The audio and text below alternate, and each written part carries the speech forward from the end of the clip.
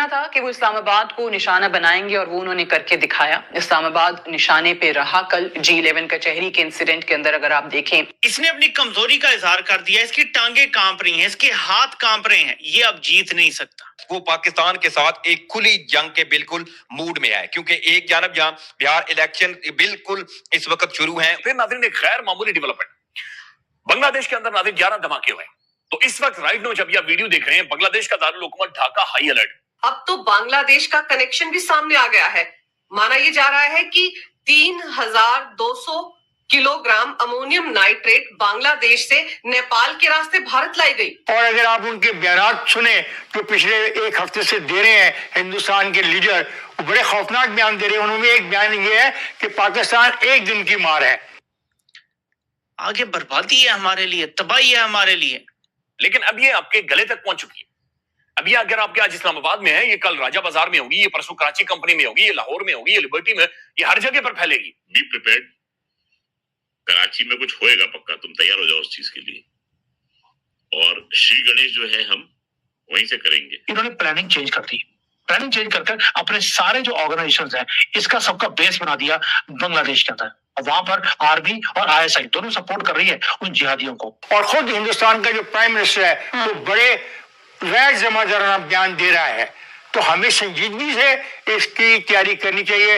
ये 30 करोड़ जिहादी रहते हैं भारत में, इनको आपको सिर्फ एक्टिवेट करने की जरूरत है। ये एक्टिवेटेड ही है, क्योंकि इनकी किताब दिखाती है इनको कि आपको अल्लाह को खुश करने के लिए जिहाद करना पड़ेगा। ये पढ़ लिख जाए, ये वाइस प्रेसिडेंट बन जाए, ये होम मिनिस्टर बन जाए, ये कुछ भी कर लें, ये जिहादी ही रहेंगे। और ये पहली बात ये है कि इसको अब दिल्ली ब्लास्ट नहीं बोले तो अच्छा है, क्योंकि ये भी खुलासा हो गया। मैं कल सुबह से बोल रहा था कि दिल्ली में ब्लास्ट नहीं हुआ है, ये एक्सीडेंट था। ये ब्लास्ट करने का मतलब ही नहीं है। रीजन बीइंग, पहली बात ये है कि वो मुसलमान एरिया था। दूसरी बात, छुट्टी का दिन था। आपको मालूम है चांदनी चौक का जो वाला एरिया होता है, वहां पर मंडे को मार्केट बंद रहती है। और ये जो लोग हैं, ये तो मैक्सिमम इम्पैक्ट करने की बात बोलते हैं कि हिंदू एरिया में ब्लास्ट करते हैं। Why in their own area? That means ये दिल्ली का ब्लास्ट नहीं है, ये एक्सीडेंटली ब्लास्ट हो गया, क्योंकि लोग पैनिक में थे। उन्हें मालूम था कि जो सिक्योरिटी एजेंसीज हैं उनके पीछे उनको पकड़ने में लगी हैं, और उस एरिया का नाकाबंदी हुई थी जिस एरिया में ये घूम रहे थे। वहां पर आर्मी के लोग थे। इंटेलिजेंस की रिपोर्ट हमारे साथ पहले से थी। तो मैंने पहले कल सुबह ही बोल दिया था ये टेररिस्ट अटैक नहीं है। टेररिस्ट अटैक करने की प्लानिंग थी, उससे पहले ही महादेव ने हमें बचा लिया, क्योंकि धमाका बहुत बड़ा करना था। पहली बात तो ये है। दूसरा, जो ये बांग्लादेश का कनेक्शन है, पाकिस्तान का कनेक्शन है, क्या हमें इसके लिए प्रूफ की जरूरत है? अभी भी ये किसने करवाया, कहां से कौन सा मटेरियल आया? क्योंकि हमने अभी देखा रिसेंटली, 2-3 चीजों को जोड़ेंगे तो आपको समझ आएगा कि पूरी पिक्चर क्या है। हमास के जानवर वो गाजा से निकलने के बाद अपनी जान को बचाते हुए वो कतर गए, तो वहां पे बचे नहीं, अब वो पाकिस्तान आ गए हैं।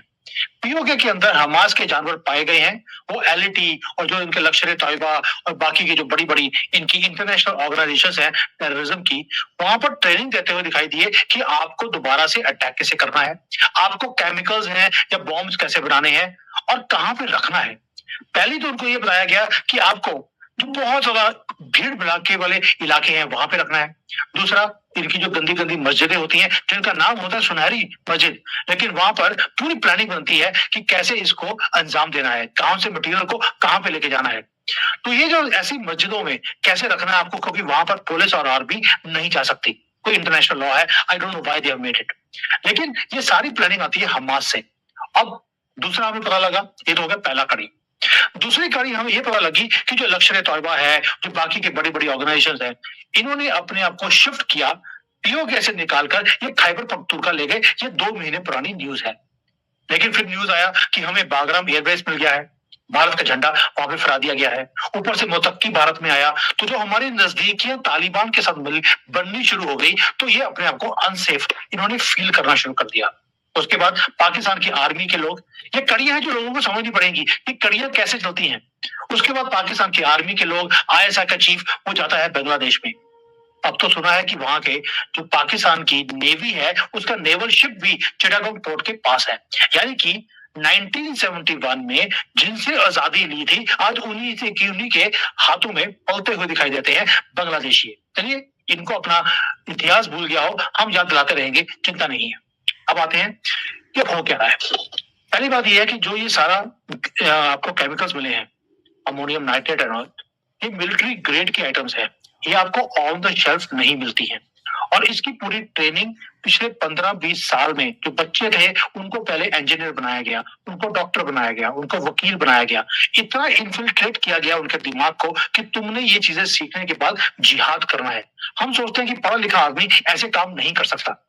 मैं जब भी बोलता हूँ वीडियो में हमेशा बोलता हूँ ये 30 करोड़ जिहादी रहते हैं भारत में, इनको आपको सिर्फ एक्टिवेट करने की जरूरत है, ये एक्टिवेटेड ही है, क्योंकि इनकी किताब दिखाती है इनको कि आपको अल्लाह को खुश करने के लिए जिहाद करना पड़ेगा। ये पढ़ लिख जाए, ये वाइस प्रेसिडेंट बन जाए, ये होम मिनिस्टर बन जाए, ये कुछ भी कर लें, ये जिहादी ही रहेंगे। और ये इलीगली भारत में रह रहे हैं, 30 करोड़ के 30 करोड़, क्योंकि 1947 में इन्होंने अपना कंट्री ले लिया था, तो फिर यहाँ पे झक मार रहे हैं। तो ये जो इलीगल काम रह रहे हैं वो इलीगल काम करने के लिए ही रह रहे हैं। और इलीगल काम क्या है कि आपकी हर गली में दहशत फैलानी है। दहशत जब फैलाते हैं तब देखिए गांव गांव में क्या हो रहा है, जहां पर ये 10 लोग भी चले जाते हैं इतनी दहशत फैलाते हैं कि पूरा गांव वो खाली हो जाता है। And this is exactly what they want to do now, कि हिंदू दुखी होकर इस कंट्री को छोड़कर भाग जाए। हाँ, आपको रिवर्स करना पड़ेगा। ये कभी बांग्लादेश से नेपाल जाएंगे, नेपाल से भारत आएंगे, 3200 किलो इन्होंने भेजा, उसमें से आपने 2900 किलो पकड़ लिया, 300 किलो अभी भी मार्केट में फिर रहा है। आपको क्या पता कि ये एक ही खेप थी, हो सकता है 3000 की आपके पास इंफॉर्मेशन है और भी आया होगा। और ये तो 2 लोग थे जो पैनिक में आकर उन्होंने इसको फोड़ दिया अपने आप को बचाने के लिए। और कितने लोग हैं जो पैनिक में नहीं आएंगे, और कितना सामान है जो आपकी कंट्री में होगा। जिस दिन तक आप चाइना की पॉलिसी या इजराइल की पॉलिसी भारत में नहीं अपनाते तब तक ये प्रॉब्लम सॉल्व नहीं हो सकती। मुद्दा 300 किलो बच गया, ये अब क्या करेंगे हमें मालूम है, ये उसमें कोई पकौड़े तलने वाले नहीं है, ये बॉम्ब बनाने वाले हैं ताकि आपको कोई हाई टारगेट है जिसको इन्होंने अचीव करना है। और दिल्ली ही क्यों, क्योंकि दिल्ली से पूरे भारत में एक दहशत का माहौल बनता है, इसलिए दिल्ली को टारगेट किया जा रहा है। और अगर आप उनके बयान सुने जो पिछले एक हफ्ते से दे रहे हैं हिंदुस्तान के लीडर, वो बड़े खौफनाक बयान दे रहे हैं। उनमें एक बयान ये है कि पाकिस्तान एक दिन की मार है, और किसी आम आदमी ने ये बयान नहीं दिया। तो हमें, और आपको पता है कि वो अपना राजस्थान के बॉर्डर के ऊपर पूरी एक्सरसाइज कर रहे हैं और करते रहे, और बैठे बैठे उनको सर क्रीक भी याद आ गया। तो ये सारी खेल जो है उन्होंने दोबारा शुरू किया, और उन्होंने कहा है कि नवंबर के महीने में हम कुछ चेक करेंगे। आज नहीं कहा, जब वो वाकया बॉम्बे वाला हुआ मई में हुआ, उन्होंने कहा नवंबर में देखेंगे।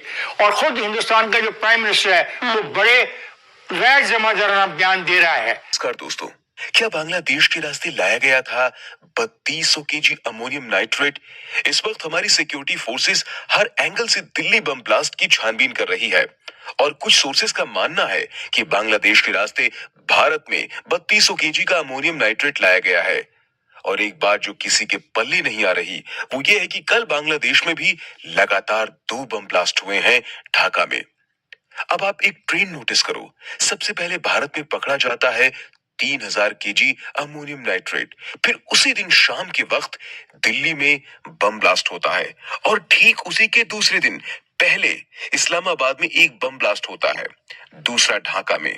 दोस्तों, जाहिर सी बात है कि जिस तरह पैनिक में आकर आतंकियों ने दिल्ली ब्लास्ट किया है, हो सकता है उसी तरह पाकिस्तान और बांग्लादेश भी पैनिक में आकर अपने ही देश में ये बॉम्बिंग्स कराई हो, ताकि कल को जब भारत को पक्का सबूत मिलता है तो ये दोनों देश पहले ही विक्टिम कार्ड खेलते हुए दुनिया को ये बताएंगे कि खुद उनके ही देश में आतंकी हमले हो रहे हैं और वे खुद आतंकवाद का शिकार हैं।